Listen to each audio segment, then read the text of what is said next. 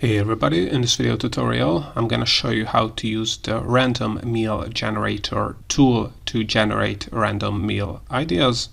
So if you have run out of meal ideas you want to have, then a great tool that you can use is random meal generator. You can reach the tool at randomfoodgenerator.com and I will link it in the description below, and all you have to do is click on random meal generator in the header, and this will open up this completely free tool.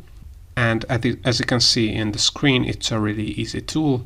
You don't have to type any text or set any settings. All you have to do is click on the generate random meal button, and as you can see here, the tool, the random meal generator, will come up with a random meal. In this case, this is a teriyaki chicken casserole, and as you can see, we got all the ingredients and the instructions for the recipe as well.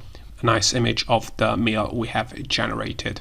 And if you do not like it, you can just click on generate random meal again, and it will generate you new random meals you can cook or order from your favorite restaurant. So you can read more about the tool here, and you can also check out our random recipe generator and random food generator as well on this website. They are also absolutely free to use. And if you have any idea on how we can improve this tool to make it even better, you can leave the comments below for that.